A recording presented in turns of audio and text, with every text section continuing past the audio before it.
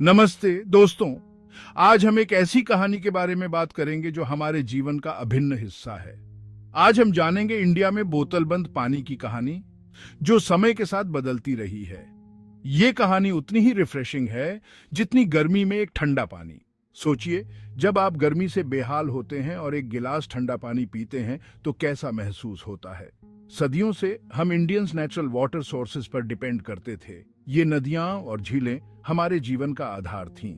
नदियां, झीलें, कुएं और तालाब हमारी जीवन रेखा थे। ये पानी के स्रोत हमारे लिए केवल पानी का साधन नहीं थे, बल्कि हमारी संस्कृति का हिस्सा थे। हम इनका सम्मान करते थे। पानी के इन स्रोतों के पास हमारे धार्मिक और सांस्कृतिक अनुष्ठान होते थे। ये हमारी संस्कृति और परंपराओं का हिस्सा थे। हर त्योहार, हर अनुष्ठान में पानी का एक विशेष स्थान होता था। याद है वो मिट्टी के घड़े? वो हमारे पानी को नेचुरली ठंडा और ताजा रखते थे। मिट्टी के घड़ों में रखा पानी पीने का अपना ही मजा था। ये घड़े न केवल पानी को ठंडा रखते थे, बल्कि उसमें एक विशेष स्वाद भी जोड़ते थे। ये ट्रेडिशनल सोर्सेज अक्सर हमारे कम्युनिटीज का केंद्र हुआ करते थे। गांव के लोग एक साथ इकट्ठा होते थे, बातें करते थे और अपने दिन की शुरुआत करते थे। ये लोगों को एकसाथ करते थे।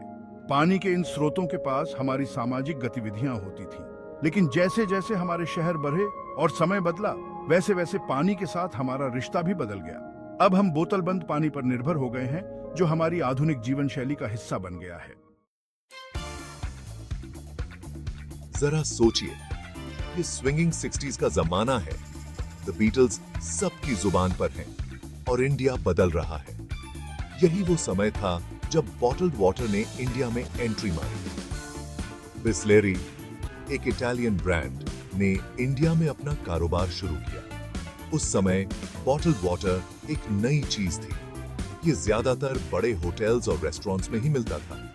लोग हिचकिचाते थे, आखिर पानी क्यों खरीदें जब वो टैप से ही मिल सकता है। लेकिन धीरे धीरे चीजें बदलने लगीं।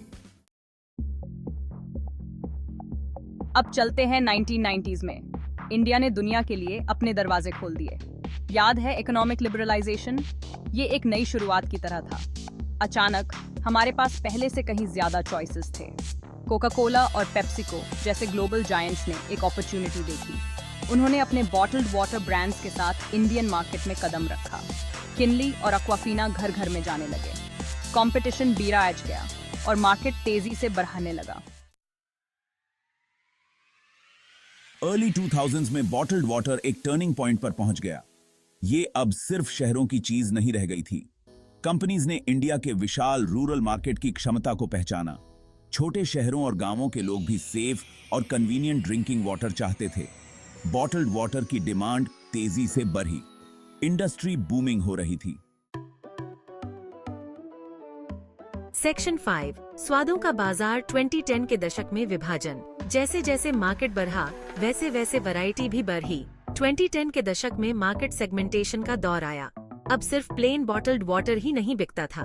कंपनीज ने अलग अलग टेस्ट्स के हिसाब से अलग अलग तरह का पानी ऑफर करना शुरू कर दिया। हमारे पास रेगुलर वाटर तो था ही, फिर आए प्रीमियम वाटर ब्रांड्स। ये लग्जरी का टेस्ट का वादा करते थे। और फ्लेवर्ड वाटर को कैसे भूल सकते हैं। लेमन और मिंट से लेकर क्यूकम्बर और वाटरमेलन तक, हर किसी के लिए एक फ्लेवर था। सेक्शन 6, बोतलबंद पानी आज प्रमुख खिलाड़ी और अवसरों का समंदर।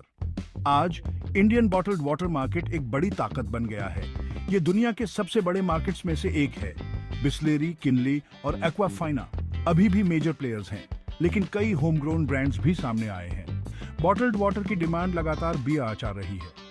बढ़ती इनकम, अर्बनाइजेशन और वाटर क्वालिटी को लेकर कंसर्न्स इस ग्रोथ को ड्राइव कर रहे हैं। भविष्य उज्जवल दिखता है, लेकिन हमें कुछ चैलेंजेस को भी एड्रेस करना होगा। सेक्शन 7, शुद्धता की कीमत, पर्यावरणीय चिंताएं और पानी की कमी। पानी की शुद्धता के लिए हम जो कीमत चुकाते हैं वह केवल आर्थिक नहीं है, बल्कि पर्यावरणीय भी है। लेकिन दोस्तों, एक कैच भी है। हम जो बॉटल्ड वाटर पीते हैं वह जितना शुद्ध होता है, उतना ही हमारे पर्यावरण के लिए हानिकारक भी हो सकता है। बॉटल्ड वाटर इंडस्ट्री के अपने डाउनसाइड्स भी हैं। ये उद्योग न केवल पानी की कमी को बढ़ावा देता है, बल्कि प्लास्टिक कचरे की समस्या को भी बढ़ाता है। इससे पैदा होने वाला प्लास्टिक वेस्ट एक बड़ी एनवायरमेंटल कंसर्न है। हर साल लाखों टन प्लास्टिक कचरा हमारे पर्यावरण में जुड़ता जा रहा है। हमें वो प्लास्टिक बॉटल्स हर जगह दिखती हैं, है ना? सड़कों पर, पार्कों में और यहाँ तक कि हमारे समुद्र तटों पर भी। ये लैंडफिल्स में जाती हैं, जहाँ वे सड़ने में सैकड़ों साल लगाते हैं। हमारे ओशंस को पोल्यूट करती है, जिससे समुद्री जीवन पर बुरा असर पड़ता है और मरीन लाइफ को नुकसान पहुंचाती है। कई समुद्री जीव प्लास्टिक को गलती से खा लेते हैं, जिससे उनकी मौत हो जाती है। फिर वाटर स्केर्सिटी का इश्यू भी है। पानी की कमी एक गंभीर समस्या है जो दिन ब दिन बढ़ती जा रही है। बॉटल्ड वाटर कंपनीज बड़ी मात्रा में ग्राउंड वाटर निकालती हैं। ये पानी का अत्यधिक दोहन है जो हमारे जल संसाधनों को खतरे में डालता है। इससे हमारे वाटर रिसोर्सेज कम होते हैं और जल स्तर घटता जा रहा है, खासकर वाटर स्ट्रेस्ड एरियाज में। इन क्षेत्रों में पहले से ही पानी की कमी है और बॉटल्ड वाटर इंडस्ट्री इसे और भी बदतर बना रही है। हमें कन्वीनियंस और सस्टेनेबिलिटी के बीच बैलेंस बनाने की ज़रूरत है। हमें पुनः प्रयोज्य पानी की बोतलों का उपयोग करना चाहिए और जल संरक्षण के प्रयासों में भाग लेना चाहिए। ये न केवल पर्यावरण के लिए अच्छा है, बल्कि हमारी आने वाली पीढ़ियों के लिए भी एक सुरक्षित भविष्य सुनिश्चित करता है। सेक्शन 8 आगे देखना, भविष्य को आकार देने वाले रुझान। चैलेंजेस के बावजूद बॉटल्ड वाटर इंडस्ट्री का भविष्य एक्साइटिंग है। कंज्यूमर्स अब हेल्थ कॉन्शियस हो रहे हैं। वो हेल्थियर और ज्यादा सस्टेनेबल ऑप्शंस ढूंढ रहे हैं। इसी वजह से प्रीमियमाइजेशन और सस्टेनेबिलिटी जैसे ट्रेंड्स का चलन बढ़ रहा है। सेक्शन 9 सेहत के लिए एक टोस्ट प्रीमियम और कार्यात्मक पानी का उदय। प्रीमियम वाटर ब्रांड्स की पॉपुलैरिटी बाचा रही है। ये एडेड मिनरल्स, अल्कलाइन पीएच या यहाँ तक कि हिमालयन ओरिजिन्स जैसे यूनिक फीचर्स ऑफर करते हैं। लोग परसीव्ड हेल्थ बेनिफिट्स के लिए प्रीमियम देने को तैयार हैं। और दोस्तों सुनिए, मार्केट में एक नया खिलाड़ी आया है, फंक्शनल वाटर। ये विटामिन्स, इलेक्ट्रोलाइट्स या यहाँ तक कि कोलाजन से भी इन्फ्यूज्ड होता है। ये पानी के रूप में एक हेल्थ ड्रिंक की तरह है। सेक्शन 10 टिकाऊ घूंट जिम्मेदारी से खपत की जरूरत। बॉटल्ड वाटर का भविष्य सस्टेनेबिलिटी पर डिपेंड करता है।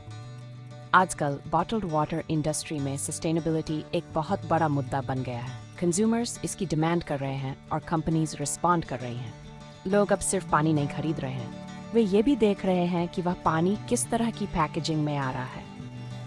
हम देख रहे हैं कि ज़्यादा ब्रांड्स अपनी बॉटल्स के लिए रिसाइकल्ड प्लास्टिक या प्लांट बेस्ड मटेरियल्स का इस्तेमाल कर रही हैं। ये एक बहुत ही सकारात्मक बदलाव है क्योंकि ये हमारे पर्यावरण पर कम दबाव डालता है।